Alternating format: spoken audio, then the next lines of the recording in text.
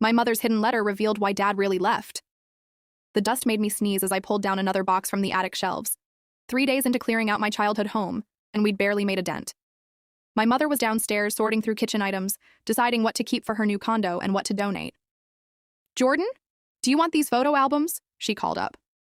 "I'll look at them later," I answered, reaching for a small wooden box tucked behind a stack of old tax returns. I didn't recognize it, a simple cedar box with no markings, about the size of a thick hardcover book. Curious, I brushed off the dust and opened it. Inside were dozens of envelopes, all addressed in my mother's distinctive handwriting, but none of them stamped or mailed. One caught my eye immediately. It had my name on it, and beneath that, the words, "To be opened when you're old enough to understand." My heart quickened. I was 29 years old. Surely that qualified as old enough. I slid my finger under the seal, unfolding pages of my mother's handwriting. The first line made my blood run cold. "Jordan, what I've told you about why your father left us isn't the truth. If you've ever discovered a family secret that changed everything you thought you knew, hit that subscribe button now, because some revelations rewrite your entire past." For 16 years, I'd believed a story that shaped my entire life. My father, Robert, had abandoned us when I was 13, leaving my mother, Elaine, to raise me alone. He'd fallen for a younger woman at work, a classic midlife crisis that destroyed our family. At least that's what my mother had always told me. That narrative defined me. It explained why I had trust issues in relationships, why I kept people at arm's length, why I worked so hard to be self-sufficient. It justified the cold shoulder I'd given my father's sporadic attempts to stay connected over the years. My mother and I had built our life around that story, the two of us against the world, survivors of his betrayal. She was my rock, my constant, the parent who stayed. Our relationship wasn't perfect, but it was solid, unshakable. Or so I thought. As I sat in the dusty attic, letter in hand, the foundation of that relationship began to crack. The words on the page revealed a very different story about why my father really left, and my mother's deliberate role in not just his departure, but in keeping us apart afterward. This wasn't just about learning the truth of a 16-year-old family rupture. This was about discovering that the person I trusted most had constructed an elaborate lie that had shaped my entire adolescence and adult life. A lie that had robbed me of a relationship with my father. A lie I had built my identity around. My name is Jordan. This is the story of how my mother's hidden letter revealed why my dad really left, and how that revelation forced me to question everything I thought I knew about my family, my childhood, and myself. Sometimes the most devastating truths are the ones kept by the people we trust the most. I was 13 when my world fell apart. 8th grade. Awkward and uncertain as only middle schoolers can be. And suddenly my father was gone. I remember that day with painful clarity. Coming home from school to find my mother sitting at the kitchen table, eyes red from crying. The careful way she explained that Dad had moved out, that he wouldn't be coming back, that he had found someone else. "Your father has decided he wants a different life," she told me, her voice breaking. "A life without us." In the weeks that followed, she filled in the details. He'd met a woman at work, younger, no kids, no responsibilities. They were moving to Chicago together. He'd chosen her over us. When I asked why, my mother would say things like, "Sometimes people change, honey. Sometimes they make selfish choices." Or, "Your father always struggled with commitment." I thought he'd overcome that, but I was wrong. The narrative was clear. He was the villain, she was the victim, and I was the collateral damage. Dad called regularly at first. He'd ask about school, my friends, the soccer team I played on, but the conversations were strained. How could I chat casually with a man who had broken our family? Besides, these calls often came when they were scheduled, but sometimes he'd miss them. My mother would shake her head sympathetically. "He probably got busy with his new life," she'd say. When he did try to arrange visits, something often came up on our end. My mother would remind me of a school event I couldn't miss, or she'd come down with a migraine and need me home. When visits did happen, I was cold and distant. Why bother getting close to someone who had proven he could walk away? Over time, the calls became less frequent, the visits more sporadic. By the time I was 16, we were down to birthday and Christmas calls and maybe one visit a year. By college, even those had dwindled. My mother and I became a unit. She came to every soccer game, every school event. She worked extra hours to make sure I could go to a good college. When I graduated, it was her cheering in the audience. When I got my first apartment, it was her helping me move furniture and stocking my fridge. "We don't need anyone else," became our unspoken motto. We have each other. The story of my father's abandonment wasn't just something that had happened to us, it became part of my identity. In college psychology classes, I recognized myself in discussions about children of divorce. In relationships, I saw his patterns in every partner who seemed slightly distant or uncommitted. I ended relationships at the first sign of trouble, determined never to be left the way my mother had been. You're so much like me, my mother would say approvingly. Strong, independent, careful with your heart. I took pride in that comparison. My mother had rebuilt her life after devastation. She'd gone back to school, advanced in her career, created a stable home for me. She dated occasionally but never remarried. Once was enough, she'd say with a wry smile. As for my father, he became more concept than person, the shadowy villain in our family story. I knew he'd married the woman he left us for, then divorced a few years later. I knew he still lived in Chicago. I knew, from rare social media glimpses, that he had a decent job in finance. But I didn't know him, not really. And I told myself I didn't want to. When he reached out on my 25th birthday with a longer than usual email, expressing regret for our distant relationship and asking if we could try again, I showed it to my mother.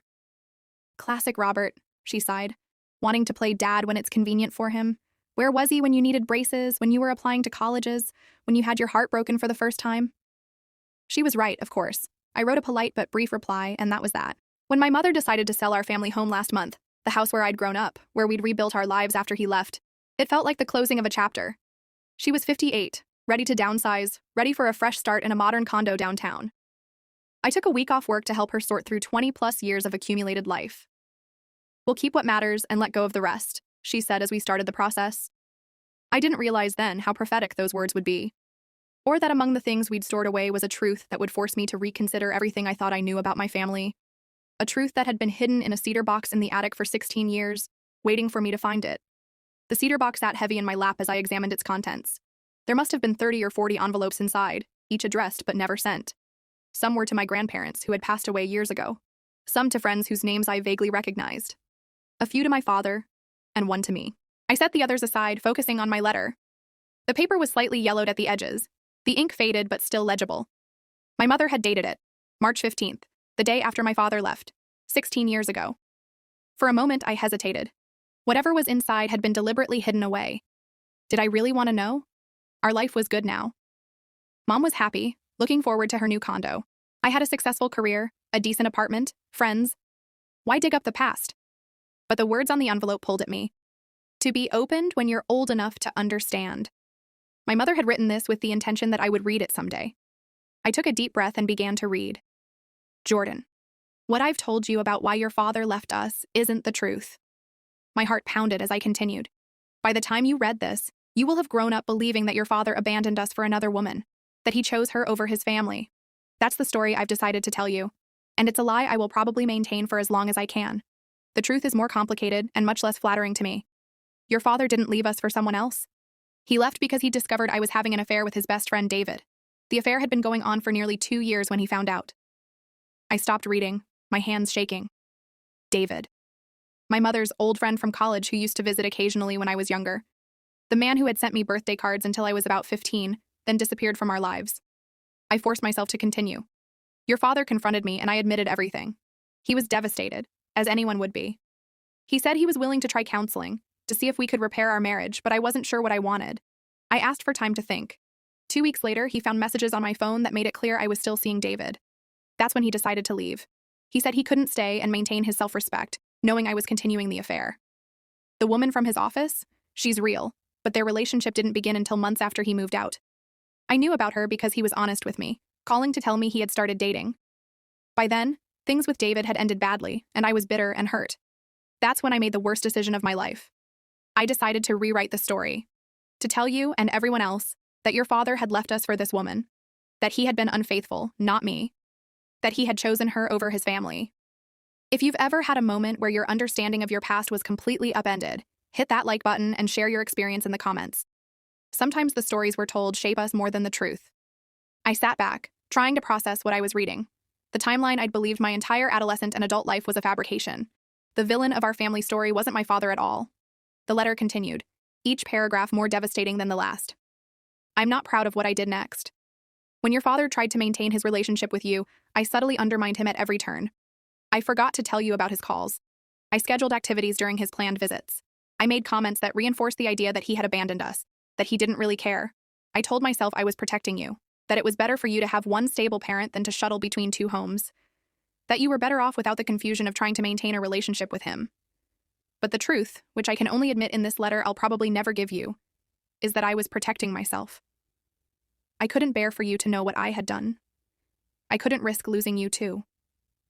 The attic suddenly felt airless. I set the letter down, my vision blurring with tears. 16 years of believing one story, only to discover it was a carefully constructed lie. And my mother, my rock, my constant, had been its architect. I don't know how long I sat in that attic, reading and rereading the letter, trying to make sense of the words that had just rewritten my history. The rest of the letter was equally devastating. Your father fought harder to stay in your life than you'll ever know. When I started canceling his visits, he drove 5 hours just to see you for 20 minutes at your soccer game. When I forgot to tell you about his calls, he started sending letters and cards that I sometimes hid. When I told him you were too busy with school activities to visit him in Chicago, he offered to move back to be closer to you. I made sure you never knew any of this. I wanted you to see him as I had decided to portray him: unreliable, selfish, a father who had chosen another life over his child. The truth is, Jordan, your father is a good man who made the impossible choice to leave a broken marriage rather than stay in a home filled with betrayal and lies. The only thing he's truly guilty of is giving up after years of having his efforts to connect with you thwarted at every turn. I'm writing this the day after he left, full of guilt and shame, telling myself that someday I'll give you this letter and come clean. But I know myself well enough to recognize that I probably never will. The longer I maintain the lie, the harder it will be to admit the truth. By the time you're old enough to understand, this version of events will be so deeply entrenched in our family narrative that exposing it would risk everything we've built together. So why am I writing this at all? Perhaps as penance. Perhaps as a promise to myself that the truth exists somewhere, even if only in this box. Or perhaps with the faint hope that someday I'll find the courage to give this to you, to face the consequences of what I've done, and to allow you the chance to know your father without the shadow of my lies between you. The letter ended with a simple, "I'm sorry, I love you. Mom." If this story is resonating with you, please subscribe to hear more authentic stories about family secrets and their lasting impact, and don't forget to share your own experiences in the comments. I sat with the letter clutched in my hands, memories flooding back with new context. All those times my father had forgotten to call. Had he called only for my mother to forget to tell me? The birthday gifts that arrived late or not at all, had she intercepted them? The visits he canceled, had he canceled them? Or had my mother manufactured conflicts? I thought about the way she would comfort me after these disappointments, reinforcing the narrative that he was unreliable, that he didn't really care. "It's not your fault," she would say. "Some people just aren't cut out to be parents." I remembered the few visits that did happen. How tense they were. How I'd give him one-word answers and count the minutes until I could leave. How he'd tried to ask about my life, and I'd shut him down. How he'd attempted to explain his side of things once, when I was 16, and I'd cut him off with, "Mom already told me what happened. I don't need your excuses." The pain in his eyes, the way he'd nodded and said, "I understand." But he hadn't been asking for forgiveness for leaving us for another woman. He'd been trying to tell me the truth. I thought about my graduation, how I'd sent him an invitation at my mother's suggestion. It's the right thing to do, even if he doesn't come. But with the wrong date. He'd shown up the day after the ceremony, confused and apologetic. I'd been coldly furious, taking it as final proof of his unreliability. Had that been deliberate on my mother's part? Or mine, subconsciously following her lead? And what about all the times she'd pointed out how I had her eyes, her smile, her determination, but never mentioned traits I might share with my father? Had that been part of the campaign to separate us, to make him a stranger to me? The most painful realization was how completely I'd internalized the story she'd created. I'd built my identity around being the child of abandonment, the kid whose father chose another life. I'd worn my distrust like armor, my independence like a badge of honor. I'd ended promising relationships at the first sign of trouble, certain I was seeing the same pattern my father had shown. But that pattern had never existed. The story I'd been told, the story I'd believed and repeated and used to explain myself to others and to myself, was a lie. I looked at the other letters in the box. There were several addressed to my father, spanning years. I opened one from when I was in high school. "Robert, I know you're angry about missing Jordan's award ceremony. I told you it was on Thursday, not Tuesday. It's not my fault you got the dates confused again." Another, from when I was in college. "Jordan was hurt that you didn't call on their birthday. I know you claim you did call, but perhaps you should consider that your version of being present as a father doesn't match what our child actually needs." Letter after letter, never sent but carefully preserved, documenting years of deliberate manipulation. My mother had created an alternate reality and saved the evidence of her deception in this box, hidden away where no one would find it. Until now. I heard my mother's footsteps on the stairs leading to the attic. "Jordan, have you found anything interesting up there?" I quickly put the letters back in the box, my mind racing. What was I going to do with this information? How could I face her, knowing what I now knew? How do you confront the person who has been your whole world when you discover that world was built on lies? Just some old school papers, I called back, my voice surprisingly steady despite the storm inside me. Nothing important. I couldn't confront her. Not yet. Not until I'd processed this revelation and decided what to do with it. Well, come down when you're ready. I've made lunch, she replied, her footsteps retreating. I tucked the letter to me in my pocket and carefully replaced the box where I'd found it. Then I took a deep breath, wiped my eyes, and went downstairs to sit across from the woman who had systematically destroyed my relationship with my father while casting herself as my protector. Somehow, I made it through lunch. I nodded at appropriate moments as she discussed which furniture to keep and which to sell. I helped her sort through kitchen gadgets and linen closets, all while the letter burned in my pocket, its revelations screaming in my head. That night, after my mother had gone to bed, I sat in my old bedroom and pulled out my laptop. For the first time in years, I deliberately searched for information about my father. His LinkedIn profile showed he was still in Chicago, now a senior financial advisor at a respected firm. His Facebook page was mostly private, but his profile picture showed him on a hiking trail, smiling. He looked older, of course. He'd be 61 now, but healthy. Happy, even. I found an article about him in a local Chicago paper, discussing a mentorship program he'd helped establish for underprivileged youth interested in finance. The piece mentioned he'd been involved with the program for over a decade. All these years, while I'd imagined him selfishly enjoying his new life without a thought for me, he'd been building a career, contributing to his community, trying to make a difference. The man described in that article didn't sound anything like the selfish, unreliable father I'd been taught to resent. I thought about the email he'd sent on my 25th birthday, the one where he'd expressed regret for our distant relationship and asked if we could try again. I'd dismissed it then, influenced by my mother's interpretation. Now I wondered what it had cost him to reach out after so many rejections. I searched through my email archives until I found it. Jordan, I know we haven't been close, and there are many reasons for that. Some my responsibility, some beyond my control. But you're an adult now, making your own way in the world, and I would like the chance to know the person you've become. Not to replace the years we've lost, but to build something new. If you're open to it, I'd like to try. Love, Dad. I'd responded with a polite but distant message, effectively closing the door he'd tried to open. Had he seen my mother's influence in my response? Had he recognized the narrative she'd created playing out in my words? For the next 3 days, I went through the motions of helping my mother pack up the house, all while wrestling with what to do with the truth I'd discovered. I reread the letter each night, trying to understand how the mother I loved could have done something so calculated and cruel. Part of me wanted to confront her immediately, to demand an explanation, to release the anger building inside me. Another part feared what such a confrontation would do to our relationship, the one constant in my life. And then there was my father. Did I reach out to him? Try to explain that I'd just discovered the truth? Apologize for 16 years of coldness based on a lie? Or would that just reopen old wounds better left healed? On the 4th day, as we sorted through photo albums in the living room, my mother paused at a picture of the 3 of us, me at about age 10, sitting between my parents at a beach picnic. We were happy then, she said softly, before everything fell apart. Something in her tone, the familiar narrative of her as the victim of my father's choices, broke something in me. Were we? I asked, my voice tight. Or is that just the story you decided we should believe?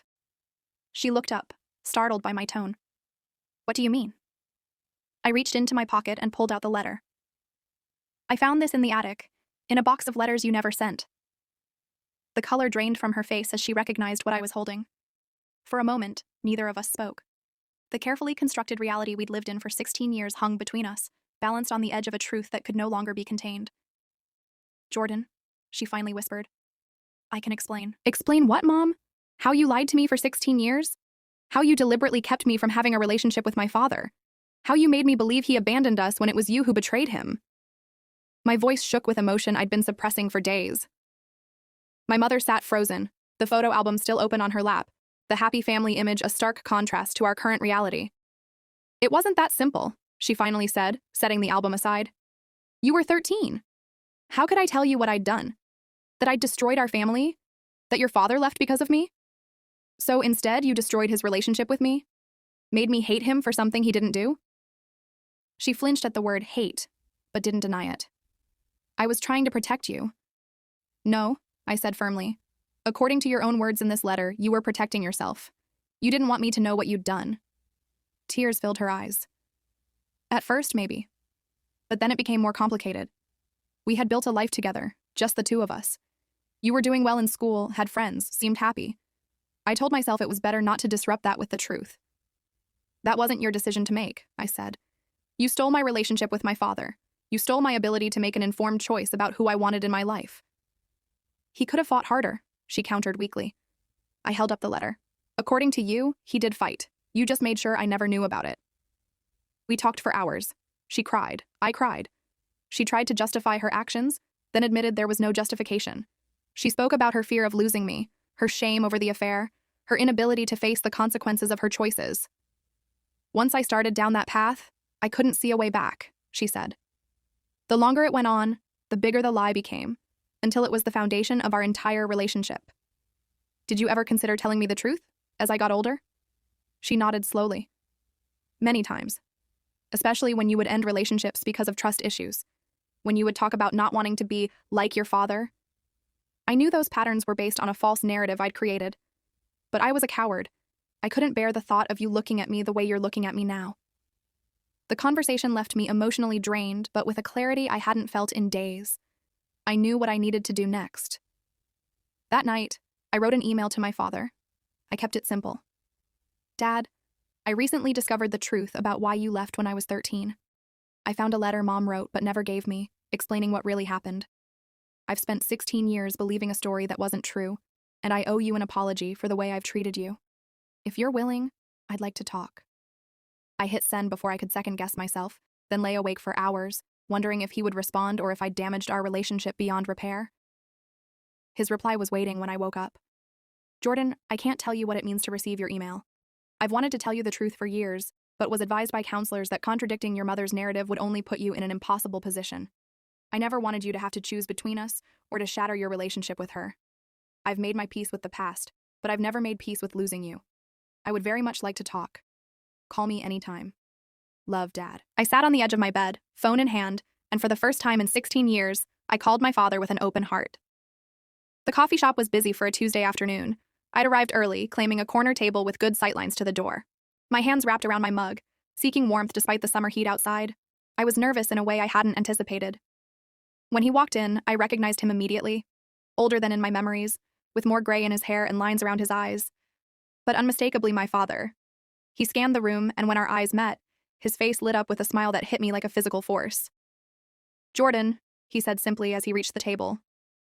I stood awkwardly, unsure of the protocol for greeting a father you've spent years resenting for crimes he didn't commit. He solved the dilemma by pulling me into a hug, brief but solid. Our first conversation was tentative, careful. We avoided the heaviest topics, focusing instead on catching up on the basic facts of our lives. He told me about his work, his involvement with the mentorship program, his love of hiking that had developed in recent years. I told him about my marketing career, my apartment, my close group of friends. It was the first of many conversations. Over the following weeks, we gradually filled in the gaps of our lost years. Eventually, we addressed the elephant in the room, my mother's deception and its impact on our relationship. I was angry for a long time, he admitted during one of our talks. At your mother, at the situation, sometimes even at you for believing the worst of me. But anger is exhausting to maintain. At some point, I had to let it go to move forward with my own life. How? I asked. How do you let go of something like that? He considered the question carefully. I focused on what I could control, not what I couldn't. I couldn't make your mother tell you the truth. I couldn't force you to want a relationship with me. But I could build a life I was proud of, be the kind of man who would be worthy of your respect if you ever learned the truth. If this story is resonating with you, please subscribe to hear more authentic stories about family reconciliation and healing, and hit that notification bell, because the journey to understanding is just beginning. My relationship with my mother entered new territory, fragile, uncertain, but surprisingly honest. After the initial confrontation, we had several difficult conversations about the past. She didn't try to excuse her actions, but did help me understand the fear and shame that had driven them. I made a terrible mistake, and then I made countless more trying to cover it up, she said. I can't undo the damage I've caused, but I want you to know that despite the lies, my love for you was always real. It was the one true thing in all of this. I wasn't ready to forgive her completely, but I wasn't ready to lose her either. We were finding our way toward a new kind of relationship, one based on truth rather than the comfortable fiction we'd lived with for so long. The most unexpected outcome was how the revelation changed my approach to my own relationships. For years, I'd been quick to assume betrayal, to expect abandonment, to hold people at arm's length. I'd attributed these tendencies to being my father's daughter, inheriting his supposed inability to commit. Now I recognize these patterns for what they really were, not genetic inheritance, but learned behavior based on a false narrative. The story I'd been told about my father had shaped how I viewed all relationships. With that story debunked, I had the chance to rewrite my own patterns. 6 months after finding the letter, I sat in another coffee shop, this time with both my parents. It was the first time they'd been in the same room in 16 years. The conversation was stilted at first, heavy with the weight of shared history and separate grievances. But as we talked, something remarkable happened. The anger and resentment that had defined their relationship for so long began to soften, not into forgiveness exactly, but into something like understanding.